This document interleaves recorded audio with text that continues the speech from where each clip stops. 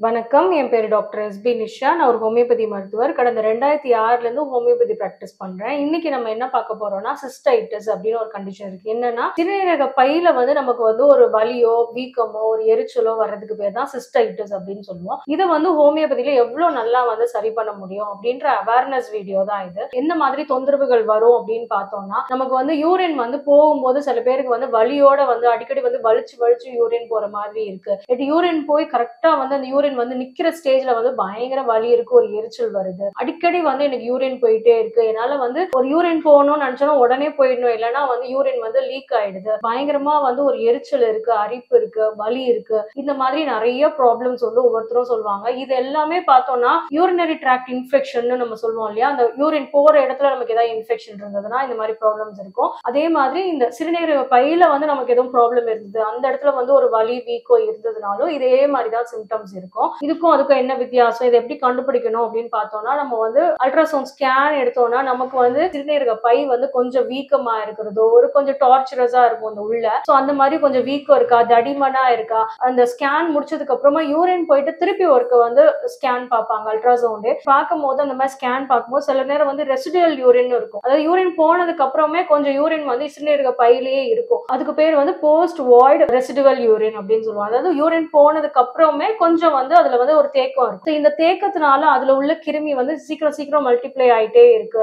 அதுல ஒரு 4-5 பாக்டீரியா இருக்குன்னா எவ்ரி 20 மினிட்ஸ் அது மல்டிப்ளை ஆயிட்டே இருக்கும். சோ அதோட கவுண்ட் நம்ம கூடிட்டே இருக்கும். அதனாலேயே நமக்கு நிறைய பேருக்கு அந்த இடத்துல நமக்கு இன்ஃபெக்ஷன் வர்றதுக்கு நிறைய வாய்ப்பு இருக்கு. சோ இந்த மாதிரி கண்டிஷன்ஸ் இருக்கும் போது இது யாருக்கு நிறைய வரும் அப்படின்னு பார்த்தோம்னா, லேடிஸ்க்கு தான் நிறைய வரும். ஏன்னா அவங்களோட அந்த யூரின் டியூப் ரொம்ப குட்டியா இருக்கும். சோ ஜென்ஸுக்கு கொஞ்சம் லாங்கா இருக்கனால அவங்களுக்கு கொஞ்சம் அவ்வளவு சீக்கிரம் இந்த இன்ஃபெக்ஷன் இந்த சிஸ்டைட்டிஸ் ப்ராப்ளம் அவ்வளவு சீக்கிரம் வராது. சோ இந்த லேடிஸ்க்கு அதுவும் முக்கியமா இந்த வெயில் காலத்துல பாத்தீங்கன்னா நிறைய நம்ம தண்ணி குடிப்போம், ஆனாலும் யூரின் கம்மியா தான் போகும். நிறைய நமக்கு ஸ்வெட்ல போயிடுறதுனால. சோ அந்த மாதிரி டைம்ல நமக்கு இந்த இன்ஃபெக்ஷன் வர்றதுக்கு நிறைய சான்சஸ் இருக்கு. அந்த சூடு பிடிச்சு பயங்கரமா இந்த யூரின் போகும்போது கடுத்து போறதோ, சில பேருக்கு யூரின்லயே உங்களுக்கு பிளட் கலந்த மாதிரியோ, இந்த மாதிரி ரொம்ப சிவியரா இன்ஃபெக்ஷன் இருந்ததுன்னா இந்த மாதிரி எல்லாம் வர்றதுக்கும் சான்சஸ் இருக்கு. சோ இது யாருக்கெல்லாம் ரொம்ப சீக்கிரம் ஜாக்கிரதையா பார்க்கணும், டயபெட்டிஸ் இருக்கவங்க முக்கியமா ரொம்ப கவனமா இருக்கணும். ஏன்னா நம்மளுக்கு யூரின்லயும் நமக்கு சுகர் இருக்கும். சுகர் இருக்கனால அந்த சுகர்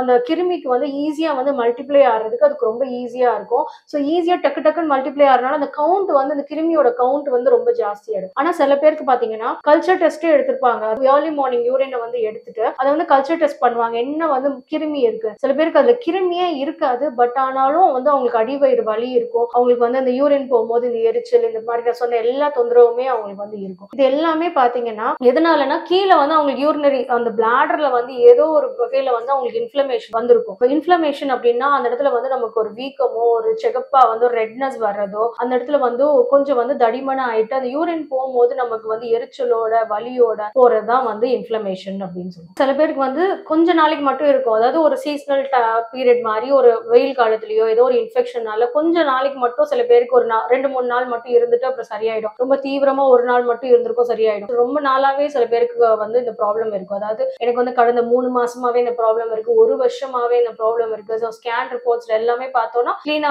சிஸ்டைட்டிஸ் இருக்கு, இன்ஃப்ளமேஷன்ஸ் இருக்கு பிளாடர்ல அப்படின்ற மாதிரி கிளீனா உங்களுக்கு ரிப்போர்ட்ஸே இருக்கும். ஸோ இந்த மாதிரி இருக்கவங்களுக்கு எல்லாம் பாத்தீங்கன்னா சில பேருக்கு அடிக்கடி ரொம்ப ஸ்ட்ராங்கா இன்ஃபெக்ஷன் இருந்தது அப்படின்னா வாந்தி வர மாதிரி இருக்கிறது, கீழ் முதுகு வலி, அடி வயிறு வலி, இந்த மாதிரி ப்ராப்ளம், அந்த இடத்துல லைட்டா சூடா இருக்கிறது, இந்த மாதிரி ப்ராப்ளம்ஸ்மே சில பேருக்கு வரும். ஸோ இது எல்லா தொந்தரவுக்குமே ஹோமியோபதியில ரொம்ப நல்லா மெடிசன்ஸ் இருக்கு. எந்த மாதிரி அவங்களுக்கு கிருமி இருக்கா இல்ல இல்லாம இருக்கும் போதும் இந்த மாதிரி ப்ராப்ளம் இருக்கா, என்ன ரீசன்னால அவங்களுக்கு இந்த ப்ராப்ளம் இருக்கு, வேற என்ன ரீசன்ஸ் இருக்கு, டயபெட்டிஸ் இருக்கா, வேற எதுவும் கிட்னில எதுவும் இன்ஃபெக்ஷன்ஸ் இருக்கா, வேற எதுவும் அவங்களுக்கு கல்லடப்பு இருக்கா கிட்னில. சோ இந்த மாதிரி பல விதத்திலயும் அவங்களோட தொந்தரவுகள் எல்லாத்தையுமே நம்ம பார்த்துட்டு அதுக்கேற்ற மாதிரி நம்ம மெடிசன்ஸ் கொடுக்கும்போது ரொம்ப நல்ல எஃபெக்டிவா இருக்கு. முக்கியமா கேந்தாரஸ், எப்பிஸ் மெலிஃபிகா, பெல்லடோனா, இந்த மாதிரி நிறைய மெடிசன்ஸ் இருக்கு ஹோமியோபதியில. இதுல எந்த மெடிசன்ஸ் அவங்களுக்கு நல்லா சூட் ஆகுது அப்படின்றத பார்த்து கொடுக்கும்போது ரொம்ப எஃபெக்டிவா இருக்கு. இந்த மாதிரி நமக்கு சிஸ்டைட்டிஸ் ப்ராப்ளம் இருக்கு, நமக்கு சிறுநீரக பை